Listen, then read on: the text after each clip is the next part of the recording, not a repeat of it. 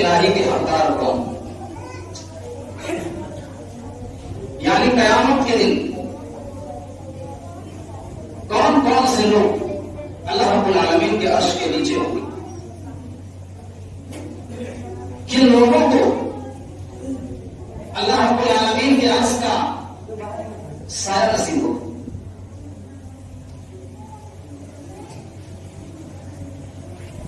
تو دنیا میں 7 قسم کے لوگ ہیں جن کے اندر اگر یہ خوبیاں پائی جاتی ہیں تو قیامت کے اللہ تبارک و تعالیٰ ان کو اپنے عرش کے سائے میں جگہ دے گا۔ وہ 7 قسم کے لوگ کون کون سے ہیں؟ حدیث اس طرح سے وعن ابی ہریرہ عن النبی صلی اللہ علیہ وسلم سبعۃ یظلهم اللہ فی ظلہ یوم لا ظل الا ظلہ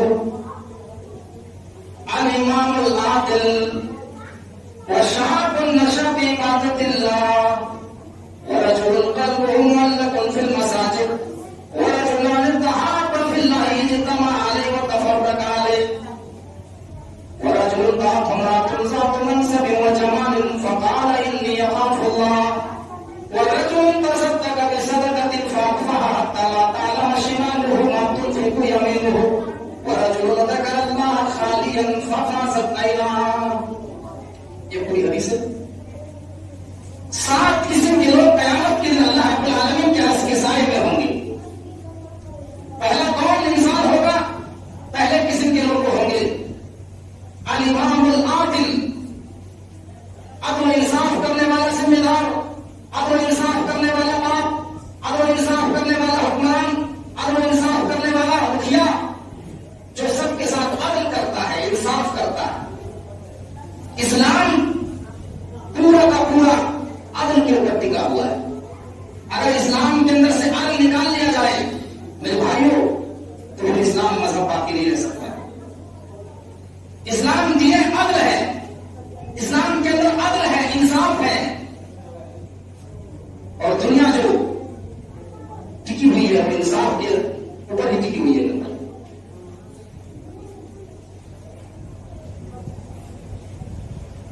اور دنیا میں جو بھی لوگ اسلام سے قریب ہوئے ہیں، مذہب اسلام کے قریب ہوئے ہیں، وہ عدل انصاف کو دیکھ کر کے ہی قریب ہوئے ہیں۔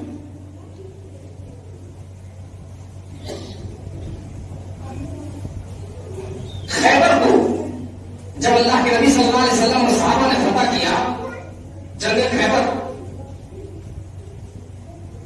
تو خیبر کو جب اللہ کے نبی صلی اللہ علیہ وسلم نے یہود و نصارہ سے فتح کیا، جب خیبر فتح ہو گیا، جب خیبر کو اللہ کے نبی صلی اللہ علیہ وسلم نے اپنے قبضے میں کر لیا، اسلام کا جھنڈا لہرا دیا، اللہ کے نبی صلی اللہ علیہ وسلم کا اعلان ہو گیا کہ آپ یہودی بستی کو خالی کر دیں، خیبر کو خالی کر کے چلے جائیں، یہود و نصارہ خیبر سے نکل کر کے چلے جائیں۔ یہود و نصارہ رات بھر روکے اور اگلے دن صبح خیبر سے نکل کے جانے لگے۔ سارے کے سارے یہودی نصارہ اللہ کے نبی صلی اللہ علیہ وسلم کے پاس آ کر کے جمع ہو گئے، اظہار کرنے لگے، اے اللہ کے نبی، آپ نے ہمیں جنگ میں ہرا دیا، آپ نے جنگ کو فتح حاصل کر لیا، خیبر کو آپ نے جیت لیا، لہذا اس جنگ میں ہمارے بہت سارے سامان لوٹے گئے، ہمارے بہت سارے مال لوٹے گئے، اور مال غنیمت کے طور پر آپ نے اور آپ کے صحابہ نے ہمارے مالوں پر قبضہ کر لیا۔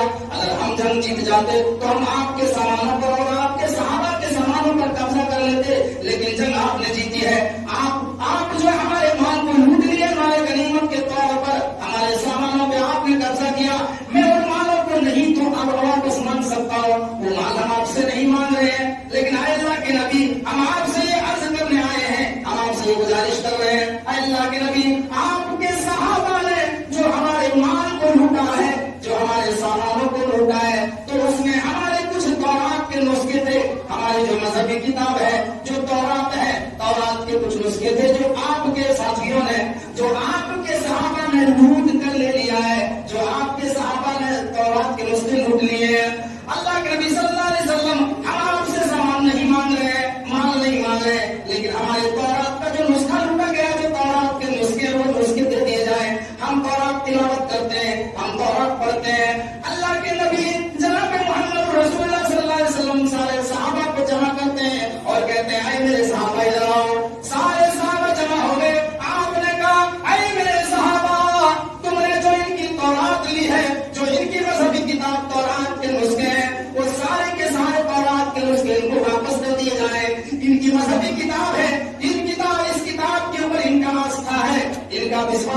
ان کے کتاب کو واپس کر دو.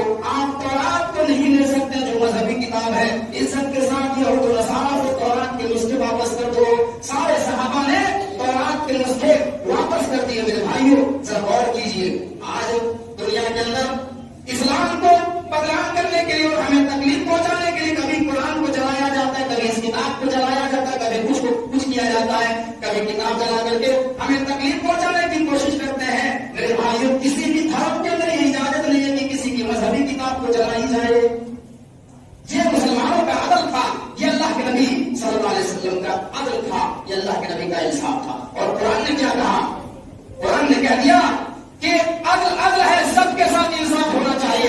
چاہے تمہارے مسلمان کا معاملہ ہو یا غیر مسلم کا معاملہ ہو, یہودی کا معاملہ ہو, عیسائی کا معاملہ ہو, سب کے ساتھ جو ہے جو حق پر ہے اس کے ساتھ حق فیصلہ کیا جائے. جو صحیح پر ہے اس کے ساتھ حق فیصلہ کیا جائے, چاہے وہ غیر مسلم ہی کیوں نہ ہو, چاہے وہ تمہارا دشمن ہی کیوں نہ ہو. اگر وہ حق پر ہے اور ان کے دلائل مضبوط ہیں تو ان کے حق پر فیصلہ ہونا چاہیے. میرے بھائی قرآن نے کیا کہا؟ سورہ مائدہ اٹھاؤ, وَلَا يَجْرِمَنَّكُمْ شَنَآنُ قَوْمٍ عَلَىٰ أَلَّا تَعْدِلُوا اعْدِلُوا هُوَ أَقْرَبُ لِلتَّقْوَىٰ. اے مسلمانوں, کہیں تمہیں کسی قوم کی عداوت, تمہیں کسی قوم کی دشمنی, تمہیں کسی قوم کے تمہیں غلط فیصلہ کرنے پر مجبور نہ کر دے. کہیں تمہیں کسی قوم کی عداوت, کسی قوم کی دشمنی تمہیں غلط فیصلہ سنانے پر مجبور نہ کر دے. ہم جو ہے ڈسٹرکٹ کے ڈی ایم بن گئے, صاحب ڈسٹرکٹ کے ڈی ایم بن گئے. اب ہم گاؤں میں آ کر کے زبردستی کوئی کسی بھی چیز پر قبضہ کرے اور کہہ دیا کہ یہ زمین ہماری, یہ کھیت ہمارا ہے. اب غریب آدمی جو ہے ڈر کے مارے اس کو دے دیا کہ نہیں, اب ہم تو کچھ کر نہیں سکتے ہیں کیونکہ یہ جیلے کا مالک ہے. اگر ہم نے جو ہے کچھ کرنے کی کوشش کی, اگلے دن پوری پولیس آ کر کے ہمارے گھر میں چھاپا مار دے گی, ہم ڈر کے مارے دے دیں گے. لیکن نہیں, قرآن کہتا ہے کہ اگر تمہارا دشمن ہو, اگر وہ حق پر ہے تو اس کی چیز کو واپس کر دو, اس کے حق پر فیصلہ کرو. کسی قوم کی دشمنی, کسی قوم کی عداوت تمہیں غلط فیصلہ سنانے پر مجبور نہ کر دے. حضرت علی کا زمانہ ہے, حضرت علی خلیفہ ہے, مسلمانوں کے امیر المومنین ہیں, خلیفۃ المسلمین ہیں, اور حضرت علی نے جج بنایا تھا اپنے دور حکومت میں کس کو؟ قاضی شریف کو جج بنایا تھا, فیصلہ بنایا تھا فیصلہ کرنے کے لیے. اس موقع پر حضرت علی نے اپنے دور حکومت میں ایک یہودی کے ہاتھ میں ایک زرہ دیکھا. زرہ جو جنگ میں اس کو پہنا جاتا ہے, وہ لوہے کی ایک چادر ہوتی ہے, لوہے کی چادر پہن کر اس میں حفاظت کے لیے تیروں سے وہ زرہ پہنی جاتی ہے بدن میں. وہ زرہ ایک یہودی کے ہاتھ میں حضرت علی نے دیکھا. حضرت علی نے دعویٰ کیا کہ یہ زرہ میرا ہے. اے یہودی, یہ زرہ میری ہے اور تمہارے پاس کیسے آئی؟ یہ زرہ میری ہے, لہٰذا یہ زرہ مجھے دے دو. یہودی نے کہا, اے علی تم جھوٹ بول رہے ہو, تم غلط بول رہے ہو, زرہ آپ کی نہیں ہے, یہ زرہ تو میرے پاس ہے, یہ زرہ میری ہے. حضرت علی نے کہا ٹھیک ہے, میں مقدمہ دائر کر کے یہ زرہ حاصل کر لوں گا. جب یہ میری زرہ ہے اور تم نہیں دو گے تو میں مقدمہ دائر کروں گا قاضی شریف کی عدالت میں, زرہ مجھے مل جائے گی. حضرت علی رضی اللہ تعالیٰ نے قاضی شریف کی عدالت میں مقدمہ دائر کر دیا زرہ لینے کے لیے. وہ تاریخ بھی آ جاتی ہے, جس دن دونوں پکشوں کو بلایا گیا, دونوں لوگوں کو بلایا گیا. حضرت علی بھی کٹہرے میں کھڑا ہے اور وہ یہودی بھی کھڑا ہے جس کے پاس حضرت علی کی زرہ ہے. حقیقت میں وہ زرہ حضرت علی کی ہی تھی, لیکن پورا نہیں ملا. تو قاضی سوئے نے کیا فیصلہ کیا؟ قاضی سوئے نے فیصلہ کیا کہ اے علی, تم نے مقدمہ دائر کیا ہے نا, تو تم ثابت کرو, تم دلائل لاؤ, ایویڈنس لاؤ کہ یہ زرہ تمہاری ہے, ہم تمہارے حق میں فیصلہ کر دیں گے. گواہ لاؤ, کون گواہ ہے کہ یہ زرہ تمہاری ہے؟ گواہ لے کر کے آؤ. حضرت علی نے اپنے بیٹے حسن کو کھڑا کیا, آئے میرے بیٹے گواہی دو. حضرت حسن نے اپنے باپ کے فیور میں گواہی دی اور کہا اے قاضی شریف, میں جانتا ہوں کہ یہ زرہ میرے باپ کی ہے, یہ زرہ میرے باپ علی کی ہے, لہٰذا یہ زرہ میں پہچانتا ہوں یہ میرے باپ کی زرہ ہے. قاضی شریف فیصلہ کرتے ہیں, کہتے ہیں اے علی, یہ گواہ نہیں مانا جائے گا. کیا آپ کو شریعت کا قانون نہیں پتا ہے کہ باپ کے حق میں بیٹے کی گواہی نہیں مانی جاتی ہے؟ باپ کے حق میں بیٹے کی گواہی اسلامی قانون میں نہیں مانی جاتی ہے, کیونکہ بیٹا وہی گواہی دے گا جو باپ چاہتا ہے. لہذا اسلام کا قانون ہے کہ باپ کے فیور میں بیٹے کی گواہی ریجیکٹ ہے. علی نے کہا ٹھیک ہے. حضرت علی نے اپنا غلام کو کھڑا کیا. حضرت علی نے اپنا غلام کھڑا کیا کہ یہ گواہی دے گا. غلام نے بھی کہا کہ یہ سرا میری مالک کا ہے, یہ سرا میرے مالک علی کا ہے. قاضی شورے نے کہا اے علی کیا تمہیں مسئلہ معلوم نہیں ہے کہ غلام کی بھی گواہی مالک کے حق میں نہیں چلتی ہے, کیونکہ مالک تو وہی چاہتا ہے. غلام کی گواہی مالک کے حق میں نہیں چلتی ہے, اس لیے کہ غلام بھی وہی گواہی دے گا جو مالک چاہتا ہے. لہذا یہ گواہی نہیں چلے گی اسلامی قانون میں. کوئی دوسرا گواہ لے کر کے آؤ. میرے بھائیوں کو اس دور میں ہماری طرح نہیں, کورٹ کچہریوں میں بہت سارے جامعہ کورٹ میں آپ چلے جائیے, فضول کے لوگ جو ہے ادھر علاقے کے باہر میں 10-15 آدمی گھومتے رہتے ہیں گواہی دینے کے لیے. آپ 1000-2000 روپے دے دو, آپ کسی بھی میٹر میں آپ گواہی دلوانے کے لیے کھڑا کریں گے تو آپ کے پکش میں گواہی دے دیں گے. 500,000 روپے میں اپنا ایمان بیچنے والے کچہریوں میں اور کورٹ میں آپ کو مل جائیں گے. حضرت علی نے کسی دوسرے آدمی کو کھڑا نہیں کیا, وہ چاہتے تو کسی دوسرے آدمی کو بھی کورٹ میں کھڑا کر سکتے تھے. قاضی شورے نے آن اسپاٹ فیصلہ سنایا. کیا فیصلہ سنایا؟ اے علی آپ کا ایویڈنس مضبوط نہیں ہے, آپ ثبوت پیش نہیں کر پائے ہیں, آپ گواہ پیش نہیں کر پائے, لہذا یہ زنا آپ کی نہیں ہے, یہ زنا میں جو ہے یہودی کے حق میں فیصلہ سناتا ہوں. یہودی کے دلائل مضبوط ہے, آپ کے دلائل مضبوط نہیں ہے, لہذا یہ زنا یہودی کا ہے, میں یہودی کے حوالے یہ زنا کرتا ہوں. میرے بھائیوں تو ثبوت کی بنیاد پر, دلائل کی بنیاد پر وہ زنا یہودی کے حق میں قاضی شورے نے فیصلہ کر دیا. وہ یہودی وہ زنا لے کر کے جانے لگا اور تھوڑی دیر کے بعد پھر واپس آیا اور کہا کہ اے علی میں جانتا ہوں اور میرا دل جانتا ہے یہ زنا میری نہیں ہے, یہ زنا آپ ہی کی ہے, لیکن میں آپ کو آزمانا چاہتا تھا, میں آپ کا امتحان لینا چاہتا تھا کہ آپ جو ہے کس طریقے سے فیصلہ کرواتے ہیں. آپ کا جج ہے, آپ کا قاضی شورے ہے, آپ نے اس کو کرسی پر بٹھایا ہے, میں دیکھنا چاہتا تھا کہ حضرت علی پریشر میں ڈال کر کے اپنے حق میں فیصلہ کرواتے ہیں یا زنا کا مالک مجھے بناتے ہیں. لیکن میں مان گیا, میں اسلام کا تو انصاف سمجھ گیا, میں وہی سمجھ گیا جو قرآن حدیث میں لکھا ہوا ہے, جو محمد رسول اللہ کی حدیث میں لکھا ہوا ہے, جو قرآن میں لکھا ہوا ہے, ویسے ہی فیصلہ جو ہے آپ کے جج نے کیا ہے, قاضی شورے نے کیا ہے, لہذا یہ زنا کا مالک ہے, آپ ہی لے لیجیے. صفین جاتے وقت آپ کی زنا گر گئی تھی راستے میں اور میں نے اٹھا لیا تھا, لہذا یہ زنا کے مالک آپ ہیں, یہ زنا جو ہے آپ اپنی زنا کو لیجیے. حضرت علی نے کہا کہ آپ جو ہے آپ نے جب یہ سچائی بیان کر دیا اور اسلام کا عدل و انصاف آپ نے سمجھ لیا تو میں آپ کو یہ زنا ہدیے میں دیتا ہوں. اور یہودی وہیں پر بلند آواز سے کلمہ پڑھتا ہے, اشہد ان لا الہ الا اللہ و اشہد ان محمدا عبدہ و رسولہ. یہ کلمہ پڑھ کر وہ یہودی اسلام لے آتا ہے. کیوں میرے بھائیوں, عدل انصاف کو دیکھ کر کے. اور میں ایک پوائنٹ کی بات بتاتا ہوں, جس ملک کے اندر, جس شہر کے اندر, جس صوبہ کے اندر, جس گاؤں کے اندر جتنا زیادہ عدل ہوگا, جتنا زیادہ انصاف ہوگا, وہاں پر اتنی ہی زیادہ امن شانتی ہوگی, وہاں اتنا ہی زیادہ امن ہوگا, وہاں اتنا ہی زیادہ امن اور سلامتی اس ملک کے اندر پائی جائے گی.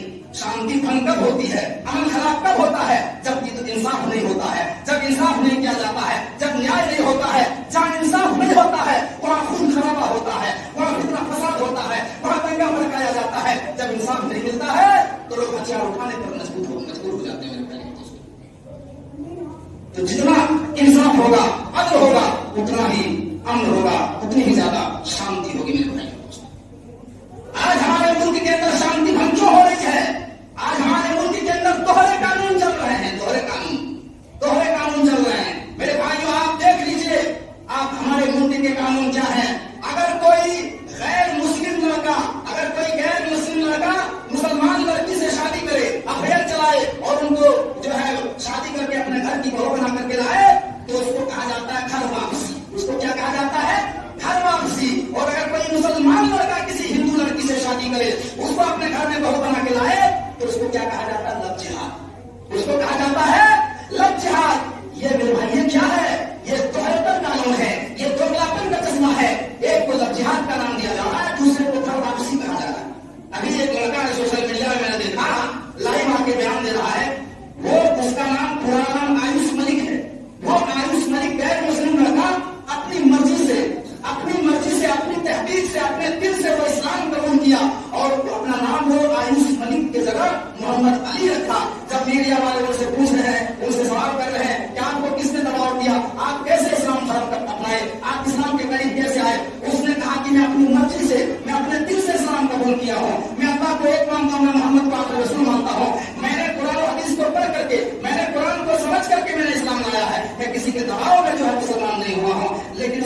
یہ لو جہاد ہے، اس کو کہا جاتا ہے لو جہاد. یہی میرے بھائیوں اور دوستوں رکھا ہے.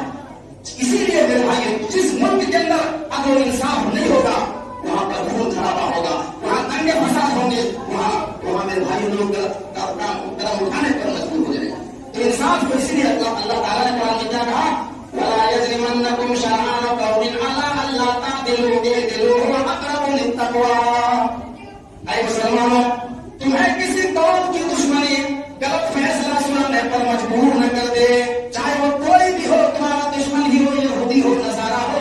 اگر وہ حق پر ہے اور تمہاری عدالت میں فیصلہ آ گیا ہے، اور اگر مسلمان حق پر نہیں ہے اور یہودی حق پر ہے تو یہودی کے حق میں فیصلہ سناؤ، اگر مسلمان حق میں ہے تو ان کے حق میں فیصلہ سناؤ. لیکن ہم تو یہاں صاحب کے پارٹی بدل دیتے ہیں، تو ہم جو ہے پارٹی بدل دیتے ہیں، ہم پیسہ پلٹ دیتے ہیں پیسے کی بنیاد پر، رشوت کی بنیاد پر. نہیں میرے بھائیوں، تو کون لوگ قیامت کے دن عرش کے سائے میں ہوں گے؟ الامام العادل، عدل و انصاف کرنے والا امیر، عدل و انصاف کرنے والا ذمہ دار، عدل و انصاف کرنے والا بادشاہ کل قیامت کے دن اللہ رب العالمین کے عرش کے سائے میں ہوں گے. سب کے ساتھ انصاف. اگر قانون بنتا تو سب کے لیے برابر قانون بننا چاہیے، سب کے لیے. تو پہلا آدمی جو عدل و انصاف کرتا ہے. دوسرا وشاق النشا فی عبادت اللہ، دوسرا وہ نوجوان اللہ رب العالمین کے عرش کے سائے میں ہوگا جو اپنی جوانی میں اللہ کی عبادت کرتا ہے. جس کی جوانی عبادت میں لگا ہوا ہے وہ نوجوان بھی اللہ کے سائے میں کل قیامت کے دن ہوگا، جہاں سورج کی گرمی کوئی نقصان نہیں پہنچا پائے گی. میرے بھائیوں سے غور کیجیے آج ہماری جوانی کہاں کر رہی ہے. غور کیجیے، تاریخ کا مطالعہ کیجیے. حضرت حنظلہ ایک صحابی ہے، نوجوان صحابی ہے. حضرت حنظلہ آج شادی ہوتی ہے، رات میں اپنی بیوی سے ملاقات کرتے ہیں، شب زفاف کی رات مناتے ہیں، اور صبح ہی جنگ کا نکارہ پھونک دیا جاتا ہے، گھنٹی بجا دیا جاتا ہے. یہ مسلمانوں، اسلام کے اوپر خطرہ آ گیا ہے، لہذا اپنے گھروں سے نکلو اور دشمنوں سے ہمیں لڑنا ہے، میدان احد میں جانا ہے. حضرت حنظلہ آج ہی شادی ہوئی ہے، رات میں بیوی سے ملاقات کی ہے. میرے بھائی حضرت حنظلہ صبح ہوتے ہی گھوڑا دوڑایا، گھوڑا تیار کیا اور گھوڑے پر سوار ہو کر کے جانے لگتے ہیں. ان کی بیوی نے کہا، اے میرے شوہر غسل تو کر لو، نہا لو، ابھی آپ نے ہم سے جمع کیا ہے، اب آپ نے ہم سے ہم بستری کی ہے اور آپ میدان جنگ میں جا رہے ہیں، کہیں آپ شہید نہ ہو جائے. حضرت حنظلہ نے کہا کہ اب اس آواز کے بعد ایک منٹ بھی ہمارے لیے رکنا گھر میں جائز نہیں ہے. حضرت حنظلہ میدان احد میں کود جاتے ہیں اور تیروں کی بارش کرتے ہیں، کئی تیر برساتے ہیں، کئی کافروں کو واسطے جہنم کرتے ہیں، اور ایک تیر آتا ہے حضرت حنظلہ کے گردن میں لا کے آگے لگ جاتا ہے. حضرت حنظلہ بھی شہید کر دیے جاتے ہیں، حضرت حنظلہ بھی شہید کر دیے جاتے ہیں. 70 صحابہ میرے بھائیوں جنگ احد میں قتل کیے گئے، شہید کیے گئے. 70 صحابہ قتل کیے گئے. اللہ کے نبی صلی اللہ علیہ وسلم دفنا رہے ہیں، اللہ کے نبی دفن کر رہے ہیں. ان کی بیوی حضرت حنظلہ کی بیوی آئی اور کہا، اللہ کے نبی میرے شوہر کو غسل دے دیجئے، میرے شوہر کو غسل دے دیجئے. اللہ کے نبی صلی اللہ علیہ وسلم نے کہا، حنظلہ کی بیوی کیا تمہیں شریعت کا مسئلہ معلوم نہیں ہے؟ کیا تمہیں شریعت کا مسئلہ نہیں معلوم ہے؟ شہید کو غسل نہیں دیا جاتا ہے، شہید جس کپڑے میں شہید ہوتا ہے اسی کپڑے میں دفن کیا جاتا ہے. ان کو غسل نہیں دیا جاتا ہے، ان کی نماز جنازہ نہیں پڑھی جاتی ہے، ان کو ایسے ہی دفنا دیا جاتا ہے. کیا تمہیں یہ نہیں معلوم؟ کہا کہ میں اس غسل کی بات نہیں کر رہا ہوں، میں آپ کو کیسے بتاؤں؟ اللہ کے نبی آپ ہی نے کہا ہے کہ ان اللہ لا یستحی من الحق، اللہ تعالیٰ حق بات سے نہیں شرماتا ہے. میں آپ کو کیسے بتاؤں کہ حضرت حنظلہ کی کل شادی ہوئی، رات میں مجھ سے ملے ہیں اور ناپاک ہوئے. میں اس غسل کی بات کر رہی ہوں، میں اس غسل دینے کی بات کر رہی ہوں. اللہ کے نبی صلی اللہ علیہ وسلم تھوڑی دیر کے لیے خاموش ہو گئے اور تھوڑی دیر کے بعد پھر اللہ کے نبی صلی اللہ علیہ وسلم کے پاس وحی آئی اور جبرائیل نے بتایا اور اللہ کے نبی نے کہا، کیا یہ عورت تیرے شوہر کو مجھے غسل دینے کی ضرورت نہیں ہے. آسمان سے 70,000 فرشتے بھی نازل ہوئے اور 70,000 فرشتوں نے تیرے شوہر حنظلہ کو غسل دیا ہے. لہذا آج کے بعد یہ غسیل الملائکہ ہے، حنظلہ ہی نہیں بلکہ غسیل الملائکہ فرشتوں کے ہاتھ سے دیا ہوا غسل ہے. لہذا ہمیں غسل دینے کی کوئی ضرورت نہیں ہے. میرے بھائیوں دوستوں، وہ نوجوان تھا جس نے نئی نبی کی بیوی کو کا پردہ نہیں کیا، آج شادی ہوئی صبح ہی ان کے میدان جنگ میں کود گئے. غور کیجیے میرے بھائیوں، آج کے نوجوان नौजवानों की जवानी कहाँ कट रही है। मेरे अय्यासी के अड्डों में, शराब खानों में, चूहे खानों में, अय्यासी बाजी में, गलत कामों में जवानी कट रही है। भाइयों, ये हमारे मुआशरे के नौजवान है। यहाँ एक रात तो छोड़ो, शादी होने के बाद 2 महीने तक तो घर से निकलते ही नहीं है। ये आज के नौजवानों का हाल है। चाहे इस्लाम के ऊपर जितना भी संकट बढ़ रहा है, लेकिन मेरे भाइयों, अल्लाह के नबी ने कैसे जवानों की तरबियत की थी। हज़रत हंज़ला निकल करके मैदान जंग में कूद गए। तो दूसरा वो जवान आदमी कल क़यामत के दिन अर्श के साए में होगा, जो अपनी इबादत को अल्लाह, जो अपनी जवानी को अल्लाह की इबादत में लगा दिया। ये दूसरे क्वालिटी के लोग अल्लाह रब्बुल आलमीन के अर्श के साए में होंगे। तीसरे क्वालिटी के लोग कौन होंगे? अल्लाह के नबी फरमाते हैं,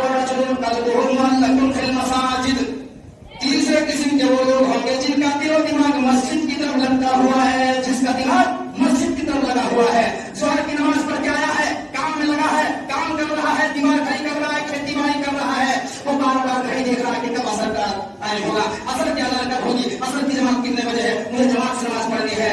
जिसका दिमाग मस्जिद में लगा हुआ है, असर पढ़ के आए फिर मगरिब पढ़ने की फिक्र है, मगरिब पढ़ के आए ईशा पढ़ने की फिक्र है। जिसका दिमाग मस्जिद की तरफ लटका हुआ है, ऐसा आदमी कल क़यामत के दिन अल्लाह रब्बुल आलमीन के अर्श के साए में उसको जगह मिलेगी। मेरे भाइयों, सीर आलाम नबला के अंदर एक वाक़या निकल किया है। उसमें तो उबैदुल्लाह अल-क़वारीरी का वाक़या निकल किया इमाम ज़हबी ने। वो फरमाते हैं कि उबैदुल्लाह अल-क़वारीरी जो बसरा के रहने वाले थे, और वो इतना उनका दिमाग मस्जिद की तरफ लटका हुआ था कि एक मरतबा उनकी जमात, ईशा की जमात छूट गई। उनके घर में मेहमान आया और मेहमान की खातिर मनारात में ईशा की जमात निकल गई। ईशा की जमात निकल गई। जैसे ही मेहमान नवाजी करने के बाद, लोगों को खाना वाना खिलाने के बाद, जैसे ही उबैदुल्लाह अल-क़वारीरी बसरा की मस्जिद में पहुंचते हैं, देखते हैं कि जमात खत्म हो चुकी है। दूसरी मस्जिद में जाते हैं, वहां भी पता चला कि जमात खत्म हो गई। तीसरी मस्जिद में जाते हैं, पता चला वहां भी जमात निकल गई।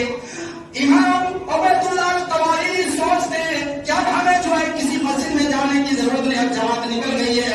हज़रत उबैदुल्लाह अल-क़वारीरी अपने घर आते हैं और अपनी बीवी से कहते हैं, अरे मेरी बीवी, मैंने अल्लाह के नबी के ज़बान से सुना है, अल्लाह के नबी की हदीस है, अल्लाह के नबी ने फरमाया कि जो आदमी तन्हा नमाज पढ़ता है और जमात से जो आदमी नमाज पढ़ता है, तो जमात से नमाज पढ़ने वाला आदमी तन्हा नमाज पढ़ने से 27 गुना ज्यादा सवाब उनको मिलता है।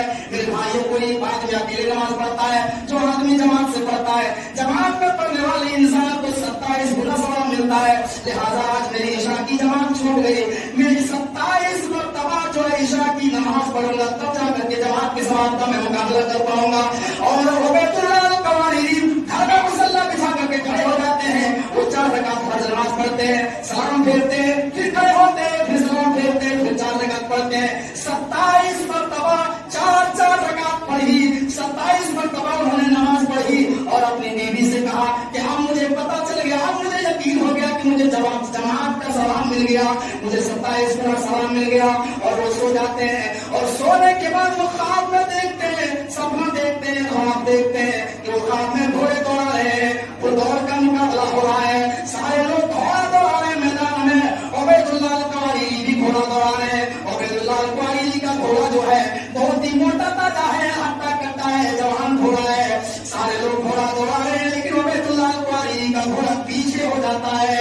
हज़रत उबैदुल्लाह अल-क़वारीरी जो है कचौका लगाते हैं, अपने घोड़े को जो है कचौका लगाते हैं, मारते हैं और पीटते हैं। लेकिन एक आदमी ने कहा, उबैदुल्लाह अल-क़वारीरी अपने घोड़े को क्यों मार रहे हो, क्यों पीट रहे हो, आपका घोड़ा चाहे कितना भी तरोताजा हो। हज़रत उबैदुल्लाह ने कहा, मेरा घोड़ा तरोताजा जवान है, फिर मेरा घोड़ा क्यों नहीं निकल रहा है, आगे आपसे क्यों नहीं जा रहा है। किसी ने कहा, जो पीछा को कर दिया, जो पीछे छोड़ दिया था, उसने कहा, उबैदुल्लाह अल-क़वारीरी, आज तूने जो ईशा की नमाज जमात से नहीं पढ़ी है, आज तूने ईशा की नमाज जमात से नहीं पढ़ी है।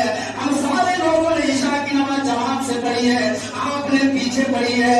लिहाजा आप चाहे कितना भी घोड़ा को मार लो, हमसे आगे आप नहीं निकल सकते हैं। जरा गौर की करो मेरे भाइयों, जिसने 27 मरतबा कज़ाए ईशा की नमाज 27 मरतबा जिसने पढ़ा, वो भी जमात के बराबर नहीं पहुंच सका। जरा गौर कीजिए, हम तो सिर्फ जुमा की नमाज पढ़ते हैं, हम किस सब में खड़े होंगे, अपने जरिमानों में झांक करके देखो। मेरे भाइयों,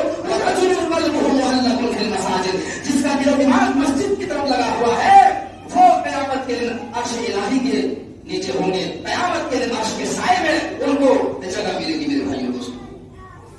یہ 3 کوالٹی کے لوگ۔ نمبر 4 چوتھے قسم کے لوگ کون ہوں گے؟ وَرَجُلَانِ تَحَابَّا فِي اللَّهِ اجْتَمَعَا عَلَيْهِ وَتَفَرَّقَا عَلَيْهِ۔ اس میں کہا گیا کہ جو آدمی کسی سے دوستی کرتا ہے اللہ کے لیے اور کسی سے دشمنی بھی کرتا ہے تو اللہ رب العالمین کو راضی کرنے کے لیے، اس میں اپنی ذاتی مفاد کے لیے کسی سے دوستی نہیں کرتا ہے۔ کسی سے دوستی کرتا ہے تو اپنے فائدے کے لیے نہیں، اپنی ذاتی فائدے کے لیے نہیں، بلکہ اللہ کی رضامندی پانے کے لیے کسی سے دوستی کرتا ہے۔ اور کسی سے دشمنی بھی ہوتی ہے تو اللہ کے لیے ہوتی ہے، اپنی ذاتی مفاد کے لیے نہیں ہوتی میرے بھائی۔ آپ کی بھی بہت سارے لوگوں کی بات چیت گاؤں میں بہت سارے لوگوں سے نہیں ہوتی ہے، اس کی وجہ کیا ہے؟ اس کی وجہ اللہ کی رضامندی نہیں ہے، اس کی وجہ سے وہ اپنی ذاتی مفاد کے لیے۔ کیوں؟ اس لیے کہ اس نے ہماری زمین پہ قبضہ کر لیا، اس نے ہمارے کھیت پہ قبضہ کر لیا، اس نے ہمارے مال پر قبضہ کر لیا، اس نے ہماری دکان پر قبضہ کر لیا، اس نے ہم سے اونچا گھر بنا لیا۔ اسی بنیاد پر ہم اس سے بات نہیں کرتے ہیں اور اس سے دشمنی رکھتے ہیں میرے بھائیوں دوستوں۔ تو جو آدمی اللہ کے لیے دوستی کرتا ہے اور دشمنی بھی اللہ رب العالمین کے لیے کرتا ہے میرے بھائیوں ذرا غور کیجیے۔ بہت سارے لوگ ہیں جو حق بات اور صحیح بات نہیں بول سکتے ہیں اور نہیں بولتے، کیوں؟ کیونکہ ان کو لوگوں کے اوپر پریشر ہوتا ہے۔ بہت سارے ہیں دنیا کے اندر علماء اور بہت سارے خطبہ ہیں، جو بہت سارے لوگ ہیں جو مداری کی دنیا ہے، جو لوگوں کے اشارے پر ناچتے اور ان کے اشارے پر بات کرتے ہیں، ان کے اشارے پر بولتے ہیں میرے بھائیوں دوستوں۔ ذرا غور کیجیے، ہمارا کنٹرول کسی اور کے ہاتھ میں ہوتا ہے میرے بھائیوں۔ ذرا غور کیجیے، اگر نماز ہمارا باپ نہیں پڑھتا ہے اور بے نمازی کے اوپر خطبہ کیا جاتا ہے میرے بھائیوں، تو سب کو جتنے بے نمازی ہیں سب کو برا لگنا چاہیے، کوئی ایک آدمی ٹارگیٹ نہیں کر سکتا ہے میرے بھائیوں۔ جو بھی عالم ہوتا ہے، جو بھی خطیب ہوتا ہے، جو بھی خطبہ دیتا ہے، جو خطبہ ہوتا ہے، جو خطیب ہوتا ہے، وہ نہ گاؤں میں کسی کی زمین جوت رہا ہے، نہ کسی کا کھیت جوت رہا ہے، نہ اس کو کوئی کسی کا مال کسی نے ہڑپ کیا ہے، اس کے باوجود بھی اس کے پیچھے راجنیتی اور دشمنی رکھتا ہے۔ کیوں؟ اس لیے کہ اس کو مطابق جو ہے بیان نہیں ہو رہا ہے، اس کے مطابق اس کو تقریر نہیں مل رہی ہے، اس کے خلاف بات ہو رہی ہے، ان کے خلاف بات ہو رہی ہے، جس کی وجہ سے اسے دشمنی رکھی جاتی ہے میرے بھائیوں دوستوں۔ کیا وَرَجُلَانِ تَحَابَّا فِي اللَّهِ اجْتَمَعَا عَلَيْهِ وَتَفَرَّقَا عَلَيْهِ۔ میرے بھائیوں ذرا غور کیجیے، میں ڈنڈے کی چوٹ پر بولتا ہوں، ہم کسی کا چہرہ دے کر کے خطبہ نہیں دیتے ہیں، ہم چاپلوسی بھی نہیں ہے، کسی کے منہ پر تعریف کرنے والے لوگ ہم کو تعریف کریں گے میرے بھائی۔ ہماری نظر میں پورے گاؤں کے لوگ سب یکساں ہیں، پورے گاؤں کے لوگ ہماری نظر میں سب برابر ہیں، سب یکساں ہیں، سب سمان ہیں۔ ہم کسی ایک کو ٹارگیٹ کرتے، کسی ایک کا چہرہ دیکھ کر کے ہم نقل نہیں کرتے ہیں میرے بھائی۔ سب ہماری نظر میں سب کیا ہے؟ سب برابر ہے، کیونکہ پورے گاؤں کے لوگوں نے اگر ایک امام منتخب کرتا ہے، کوئی ایک آدمی کسی بھی گاؤں میں امام نہیں رکھ سکتا ہے میرے بھائیوں۔ لہذا کوئی بھی عالم کے اوپر یہ ذمہ داری بنتی ہے کہ کسی کے دباؤ میں، کسی کے مداری کی دنیا کی طرح نہیں، اس نے کہا کہ ایسا کرنا ہے، ایسا نماز پڑھانا ہے، ایسا خطبہ دینا ہے، لات ماری میرے بھائیوں۔ ایک تاریخ کے اندر ایک واقعہ ملتا ہے کہ ایک گاؤں میں امام کا چناؤ ہو رہا تھا۔ ایک گاؤں میں کیا ہو رہا تھا؟ امام چنا جا رہا تھا کہ مسجد میں ایک امام رکھنا ہے، بڑھیا امام رکھنا ہے۔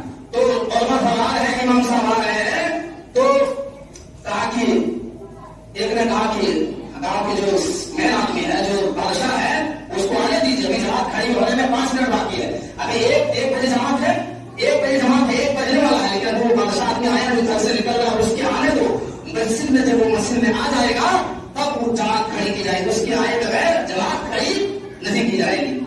وہ بادشاہ مسجد میں داخل ہوا، کہا کہ کیوں ابھی تک جماعت